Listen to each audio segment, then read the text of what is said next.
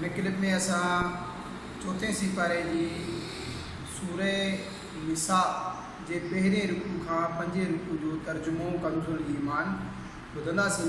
बिस्मिल्लाहिर्रहमानिर्रहीम। ए इंसानो, पंहिंजे रब खां ॾिजो जंहिं तव्हांखे हिकु साह मां पैदा कयो ऐं उन्हीअ मां उनजो जोड़ो ठाहियईं ऐं उन्हनि ॿिनि मां घणेई मर्द ऐं औरतूं पखेड़ियईं। ऐं अल्लाह खां ॾिजो जंहिंजे नाले सुवाल कंदा आहियो ऐं रिश्तनि जो लिहाज़ रखो। बेशक अल्लाह हर वक़्तु तव्हांखे ॾिसी रहियो आहे। ऐं यतीमनि खे संदन माल ॾियो ऐं पाक साफ़ जे बदिले गंदो न वठो ऐं उन्हनि जो माल पंहिंजे माल सां मिलाए न खाओ। बेशक हीउ वॾो गुनाह आहे। ऐं जेकर तव्हांखे ख़ौफ़ हुजे त तव्हां यतीम छोकिरियुनि में इंसाफ़ करे न सघंदव त निकाह में आणियो। जेकी औरतूं तव्हांखे पसंदि हुजनि ॿ ऐं टे ऐं चार। पोइ जेकर ॾिजो त ॿिनि ज़ालुनि खे बराबरि न रखे सघंदव त हिकु ई रखो या बानियूं जिन जा तव्हां मालिक आहियो। हिन खे वधीक क़रीब आहे जो तव्हां खां ज़ुल्म न थिए। ऐं औरतुनि खे संदन महर ख़ुशी सां ॾियो। पोइ जे उहे पंहिंजे दिलि जी ख़ुशीअ सां महर मां कुझु हिसो तव्हांखे ॾियनि त उनखे खाओ ख़ुशगवार मज़े सां। ऐं बेअकुलनि खे संदन माल न ॾियो जेकी तव्हां वटि आहिनि, जंहिंखे अल्लाह तव्हांजे वास्ते गुज़र वक़्त जो ज़रियो कयो आहे। ऐं उन्हनि खे उन मां खारायो ऐं ढकायो ऐं उन्हनि खे चङी ॻाल्हि चओ ऐं यतीमनि खे आज़माईंदा रहो एसिताईं जो जॾहिं उहे निकाह जे क़ाबिल थियनि। पोइ जे तव्हां उन्हनि जी सम्झ ठीकु ॾिसो त उन्हनि जो माल उन्हनि जे हवाले करे छॾियो ऐं उनखे न खाओ हद खां वधी ऐं हिन तकड़ में त मतां वॾा न थी वञनि। ऐं जंहिंखे ज़रूरत न हुजे सो बचंदो रहे ऐं जेको ज़रूरतमंद हुजे सो मुनासिब अंदाज़े सां खाए। पोइ जॾहिं तव्हां उन्हनि खे संदन माल हवाले कयो त उन्हनि ते शाहिद करे छॾियो ऐं अल्लाह काफ़ी आहे हिसाब वठण लाइ। मर्दनि जे वास्ते हिसो आहे उन्हीअ मां जेको छॾे विया माउ पीउ ऐं माइट ऐं औरतुनि जे वास्ते हिसो आहे जेको छॾे विया माउ पीउ ऐं माइट।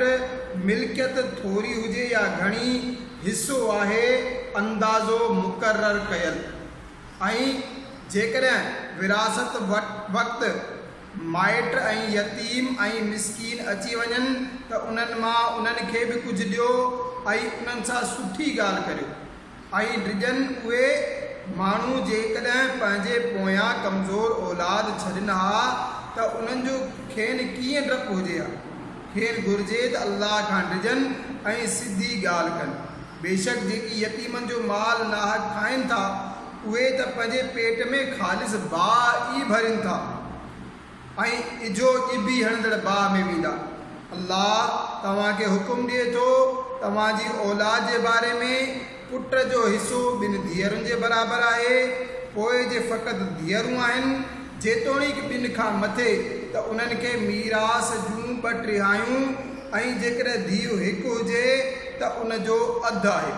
ऐं फोतीअ जे माउ ऐं पीउ मां हर हिक खे संदसि मीरास जो 6हों हिसो जेकॾहिं खेसि औलाद हुजे। पोइ जेकॾहिं फोतीअ खे औलाद न हुजे ऐं माउ ऐं पीउ वारिस छॾियईं त माउ जो 3हों हिसो। पोइ जेकॾहिं उनजा कई भाउ भेण अथसि त पोइ फोती जे माउ जो 6हों हिसो। बाद उन वसियत जो करे वियो। ऐं कर्ज़ जे तव्हांजा पीउ ऐं तव्हांजा पुट छा ॼाणो जो उन्हनि मां कहिड़ो तव्हांजे कमु घणो ईंदो। हिसो मुक़ररु आहे अल्लाह जी तरफ़ खां। बेशक अल्लाह इल्म वारो हिकमत वारो आहे। ऐं तव्हांजूं ज़ालूं जेकी छॾे वञनि उन मां तव्हांजो अधु आहे जेकॾहिं उन्हनि खे औलाद न हुजे। पर जेकर उन्हनि खे औलाद हुजे त उन्हनि जे तरके मां तव्हांजी 4/4 आहे। वसियत खां पोइ जेका करे वयूं ऐं कर्ज़ कढी करे। ऐं ज़ालुनि जे वास्ते 4हों हिसो आहे तव्हांजे मीरास मां जेकर तव्हांजी औलाद न हुजे, पोइ जे तव्हांखे औलाद हुजे त उन्हनि जो 8हों हिसो आहे तव्हांजे तरके मां बाद वसियत जे जो तव्हां करे वञो ऐं कर्ज़ कढी करे। ऐं जेकॾहिं कंहिं अहिड़े मर्द या औरत जी मिल्कियत विरहाइजे थी जंहिं माउ ऐं पीउ ऐं औलाद कुझु न छॾियो हुजे ऐं उनखे माइटो भाउ या भेण आहे त उन्हनि मां हर हिक खे 6हों हिसो। पोइ जे उहे भाउ भेण हिक खां वधीक आहिनि त समूरा 3/4 में शरीक आहिनि।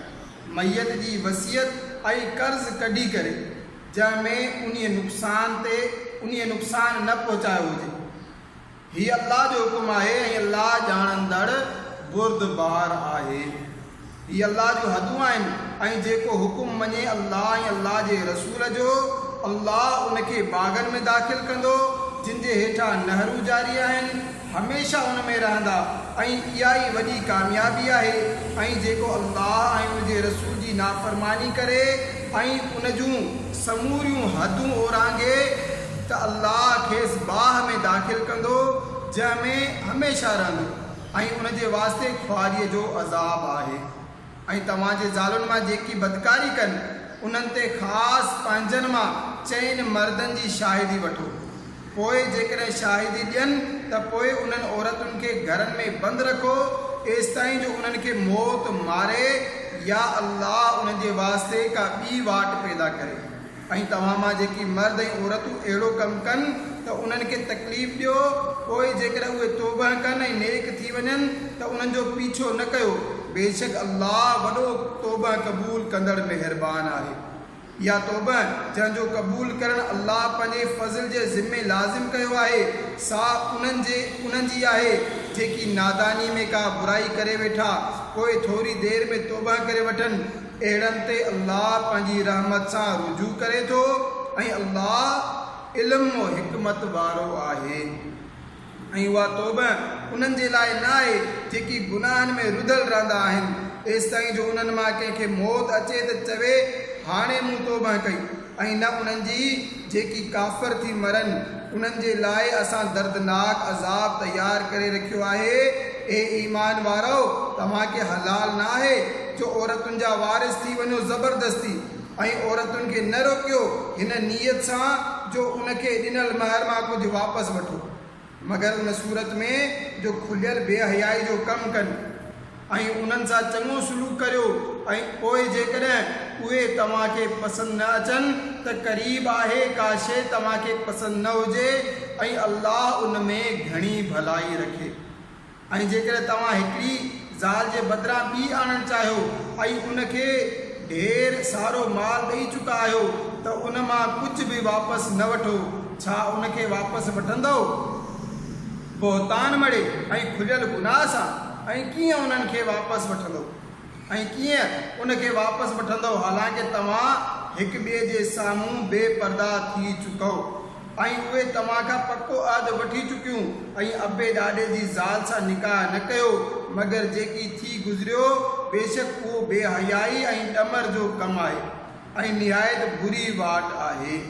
हराम थियूं तव्हां ते तव्हां जूं माइरूं ऐं धीअरूं ऐं भेनरूं ऐं पुफियूं ऐं मासियूं ऐं भाइटियूं ऐं भाणेजूं ऐं तव्हां जूं माइरूं जिन तव्हांखे खीर पियारियो, थञ शरीक भेनरूं ऐं तव्हांजे ज़ालुनि जूं माइरूं ऐं उन्हनि जूं धीअरूं जेकी तव्हांजी झोली में आहिनि, उन्हनि ज़ालुनि खां जिन सां तव्हां सोबत करे चुका आहियो।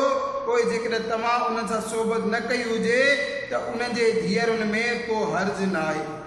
ऐं तव्हांजे नस्ली पुटनि जूं ज़ालूं ऐं ॿ भेनरूं गॾु करणु, मगर जेकी थी गुज़रियो बेशक अल्लाह बख़्शण वारो महिरबान आहे। ऐं हराम आहिनि मुड़सनि वारियूं ज़ालूं मगर काफ़रनि जूं जेकी तव्हांजे मिल्कियत में अची वञनि। हीअ अल्लाह जो लिखियलु आहे तव्हां ते ऐं उन्हनि खां सवाइ जेकी रहियूं उहे तव्हांखे हलाल आहिनि जो पंहिंजे माल जो एवज़ तलब कयो, क़ैद आणींदे न पाणी केराईंदे। पोइ जिन औरतुनि खे निकाह में आणणु घुरो उन्हनि खे संदन मुक़ररु महर ॾियो ऐं तय थियण खां पोइ जेकॾहिं तव्हांजी पाण में रज़ामंदी थी वञे त उन में को गुनाह न आहे। बेशक अल्लाह इल्म ऐं हिकमत वारो आहे। ऐं तव्हां में बेताकती जे सबबि जिन जे निकाह में आज़ाद औरतूं ईमान वारियूं न हुजनि त उन्हनि सां निकाह करे जेकी तव्हांजे हथ जी मिल्कियत आहिनि ईमान वारियूं बानियूं, ऐं अल्लाह तव्हांजे ईमान खे ख़ूब ॼाणे थो। तव्हां हिक ॿिए मां आहियो त उन्हनि सां निकाह करियो संदन मालिकनि जी इजाज़त सां, ऐं दस्तूर मूजिबि उन्हनि जा महर उन्हनि खे ॾियो। क़ैद में आंदल न मस्ती कढंदड़ ऐं न यार बणाईंदड़। जॾहिं उहे क़ैद में अची वञनि पोइ बुरो कमु कनि त उन्हनि ते उन सज़ा जो अधु आहे जेका आज़ाद औरतुनि ते आहे। हीअ उन्हीअ जे वास्ते जंहिंखे तव्हां मां ज़िना जो अंदेशो हुजे, ऐं सब्र करणु तव्हांजे लाइ भलो आहे, ऐं अल्लाह बख़्शणहार महिरबान आहे। अल्लाह चाहे थो त पंहिंजा अहकाम तव्हांजे वास्ते बयानु करे ऐं तव्हांखे अॻियुनि जूं आदतूं ॿुधाए ऐं तव्हां ते पंहिंजी रहमत सां रुजू फ़रमाए, ऐं अल्लाह इल्म वारो ऐं हिकमत वारो आहे। ऐं अल्लाह तव्हां ते पंहिंजी रहमत सां रुजू फ़रमाइणु चाहे थो, ऐं जेकी पंहिंजे मज़नि जे पुठियां लॻल आहिनि उहे घुरनि था तव्हां सिधी वाट खां घणो जुदा थी वञो। अल्लाह चाहे थो त तव्हां ते हलकड़ाई करे ऐं इंसान खे कमज़ोर ठाहियो वियो। ए ईमान वारो, पाण में हिक ॿिए जो माल नाहक न खाओ, मगर ही त को सौदो तव्हांजो हिक ॿिए जी रज़ामंदी सां हुजे। पंहिंजे पाण खे क़त्ल न करियो, बेशक अल्लाह तव्हां ते महिरबान आहे। ऐं जेको ज़ुल्म ऐं ज़्यादती सां ईअं कंदो त जल्दी असां उनखे बाह में दाख़िल कंदासीं, ऐं उहो अल्लाह ते सवलो आहे। जेकॾहिं बचंदा रहो वॾनि गुनाहनि खां जिन जी तव्हांखे मन आहे त तव्हांजा ॿिया गुनाह असां बख़्शे छॾींदासीं, ऐं तव्हांखे इज़त जी जाइ ॾींदासीं, ऐं उन जी सुध न कयो जंहिंसां अल्लाह तव्हां मां हिकिड़े खे ॿिए ते फज़ीलत ॾिनी। मर्दनि जे लाइ संदन कमाईअ मां हिसो आहे, ऐं औरतुनि जे वास्ते उन्हनि जी कमाईअ मां हिसो, ऐं अल्लाह खां संदसि फज़ल तलब कयो, बेशक अल्लाह सभु कुझु ॼाणे थो। ऐं असां समूरनि जे वास्ते माल जा मुस्तहक़ बनाया आहिनि जेकी छॾे वञनि माउ पीउ ऐं क़राबत वारा, ऐं जिन सां तव्हांजे कसम सां अहद थी चुको उन्हनि खे संदन हिसो ॾियो। बेशक हर शइ अल्लाह जे साम्हूं आहे। सल्लू अलल हबीब सल्लल्लाहु तआला अला मुहम्मद सल्लल्लाहु तआला अलैहि वसल्लम। जिन व्यूअर्स अञा ताईं असांजो ही चैनल सब्सक्राइब नाहे कयो उन्हनि खे अर्ज़ु आहे त ही चैनल सब्सक्राइब कयो त जीअं तर्जुमो कंज़ुल ईमान जेको आहे उनजी तशहीर भरपूर थी सघे। सल्लू अलल हबीब सल्लल्लाहु तआला अला मुहम्मद सल्लल्लाहु तआला अलैहि वसल्लम।